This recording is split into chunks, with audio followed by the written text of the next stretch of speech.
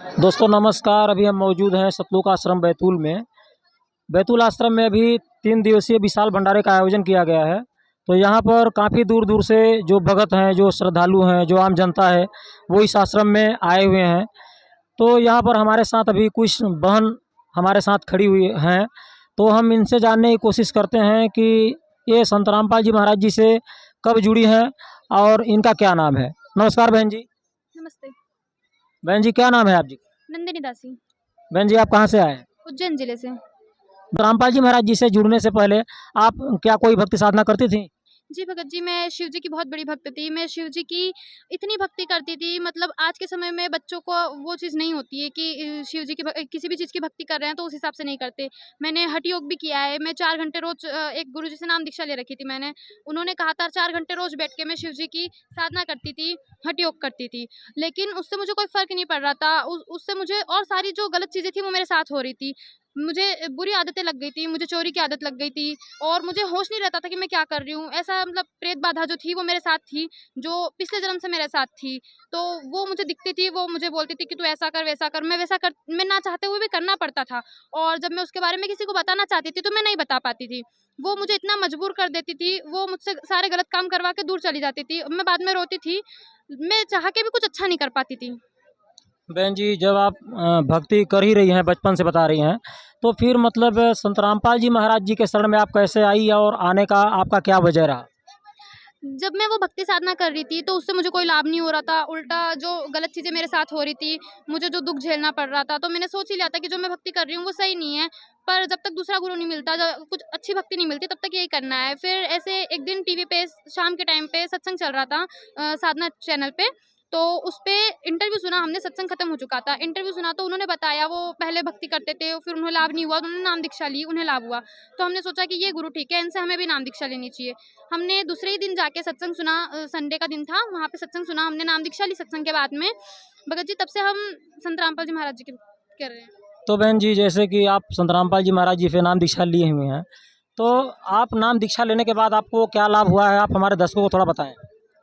भगत जी मेरे को कैल्शियम की कमी है, मेरी आए दिन हड्डी जो है वो गल के इधर-उधर खिसक जाती थी, हड्डी में प्रॉब्लम थी। इलाज कराया, ठीक ही नहीं हो रही थी। हमने संत रामपाल जी से नाम दीक्षा ली, हमने कु 1-2 महीने ही हुए थे नाम दीक्षा लिए को। हमने जैसे ही गुरुजी से प्रार्थना लगाई, मेरी हाथ की हड्डी की प्रॉब्लम ठीक हो गई। वो प्रॉब्लम मैंने काफ़ी सारी लड़कियों को या काफ़ी सारी लोगों को देखी है, वो ऑपरेशन कराने के बाद में भी ठीक नहीं हो रही और मुझे संत रामपाल जी महाराज जी से नाम दीक्षा लेके मात्र भक्ति करने से वो प्रॉब्लम ठीक हो गई।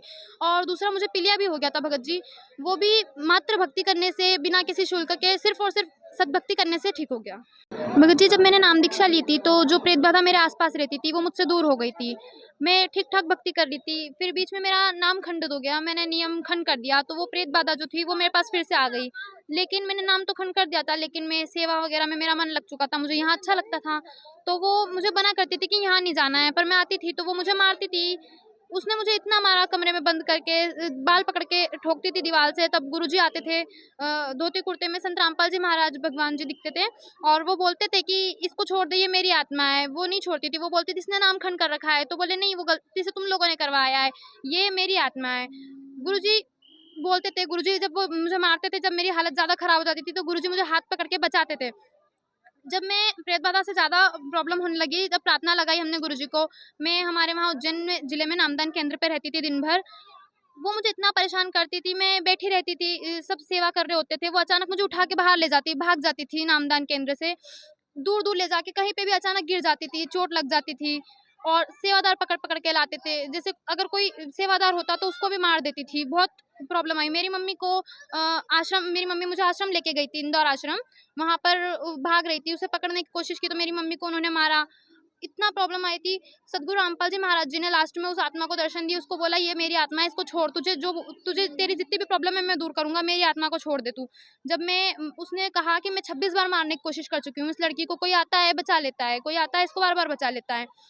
लास्ट टाइम फिर हमारे गुरुजी ने, संत रामपाल जी भगवान जी ने उसको दर्शन दिया और उसको कहा कि इसका शरीर छोड़ दे, तेरे को जो करना है वो मुझे बता, मैं तेरी सारी परेशानी का हल करूँगा, लेकिन मेरी आत्मा को छोड़ दे।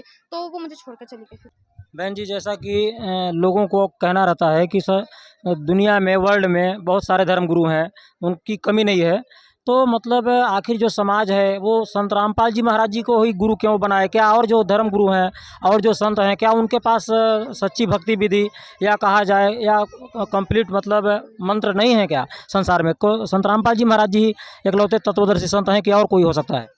नहीं, संत रामपाल जी महाराज जी एक ऐसे संत हैं जो इस वक्त पे सद्भक्ति बता रहे हैं। इस समय पे मध्य कलयुग में पूरे विश्व में आपको कोई संत ऐसा नहीं है जिसके पास सद्भक्ति हो।